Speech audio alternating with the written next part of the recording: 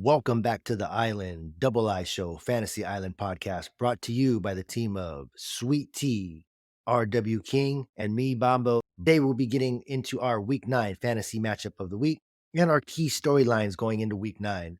On the island, we say it's better to be early than late, so we will keep you one step ahead of the competition. But first, show support by following, subscribing, dropping a like and comment everywhere you see Fantasy Island podcast. That's Fantasy Island, Island with two eyes.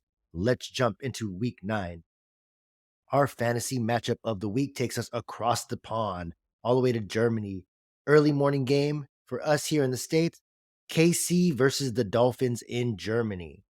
This game is packed with fantasy stars, and if you have some of these guys, this is probably going to lead to playoff implications for your leagues. Let's jump right into it. When it comes to the quarterback position, both of these teams have elite quarterbacks for fantasy purposes and real life football. We have Tua versus old Pat Mahomes. I'm going to say that's a push. You could expect upwards of anywhere of 4 touchdown passes apiece from these guys. These guys are going to be studs. They're going to perform like QB1s. Can't really give the advantage to either one of them, and that's crazy to think about because it is Patrick Mahomes. But the Dolphins' offense is rolling. KC is struggling to put a ton of points on the board, but like we said in our Week 8 recap, KC gets a mulligan for last week. I think they're going to come out strong. Big game from Patrick Mahomes, but I don't think KC has anything that's going to stop Tua from having a big game. It's a push. Both these quarterbacks are going to ball out. Don't even overthink it. You're starting them. At the running back position, I'm going to give the advantage to Miami just because they are producing more touchdowns on the ground with Raheem Mostert. And I believe that this game, though, we're going to see a little bit more Jeff Wilson involved because Miami really wants to get all of their running backs involved. They believe they have the same running back, just 3 different guys that do the exact same thing. And that is one cut and go, cloud of dust. I think Jeff Wilson is getting his feet back under him from being on IR. I think we see Jeff Wilson get in the end zone this week. That's my prediction. And when it comes to the KC side, it's the Isaiah Pacheco show. I know we have the occasional CEH and Jerick McKinnon vulturing of touchdowns that should be going to Pacheco.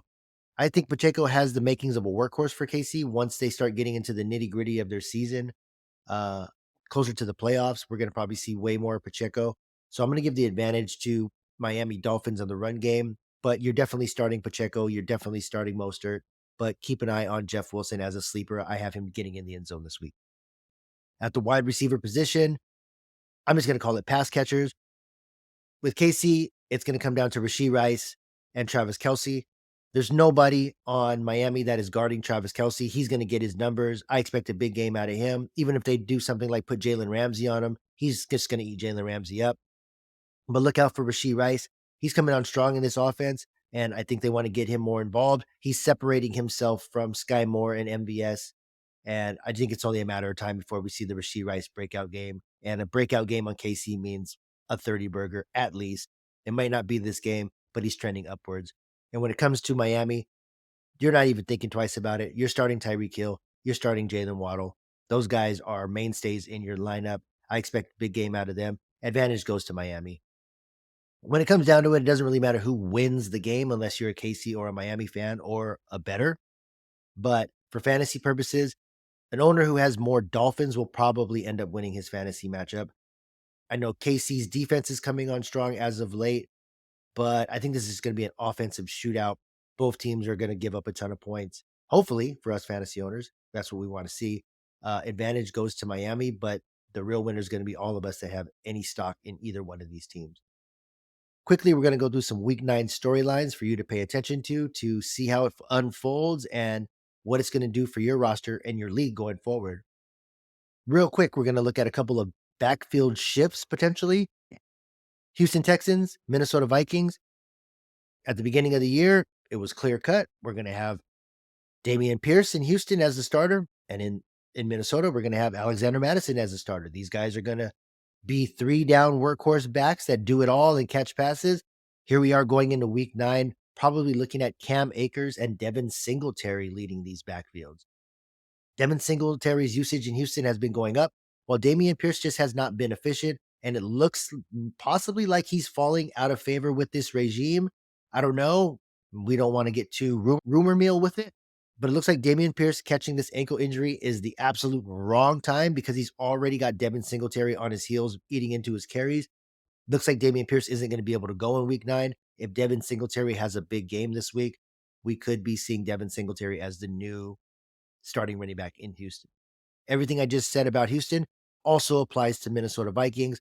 Cam Akers is slowly taking over that backfield.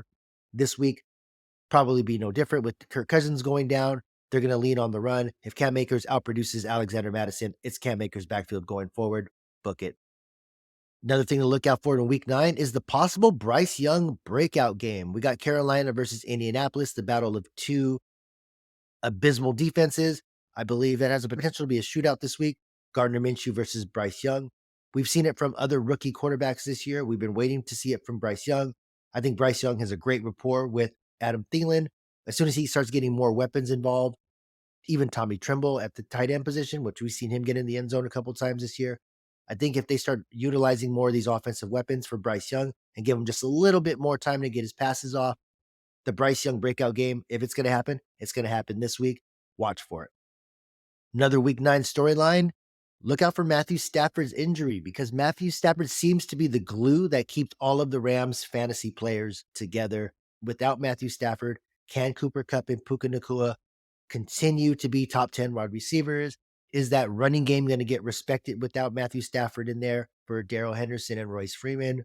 We don't know. This is going to be a huge test for them if Stafford can't go in week 9.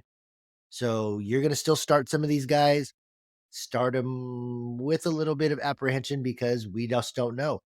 If the Rams come out and lay a dud versus the Green Bay Packers, then we know it's Matthew Stafford that keeps Kupp and Puka on the top of the wide receiver leaders every week.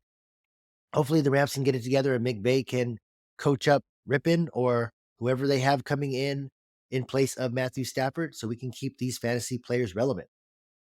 And our last week 9 storyline to pay attention to is the Atlanta Falcons and Las Vegas Raiders fantasy season officially begins this week. Both teams have gone through changes at the quarterback position. It's Heineke for Atlanta. It's Aiden O'Connell for the Raiders. And hopefully that unlocks Kyle Pitts. Hopefully that unlocks Bijan Robinson for Atlanta.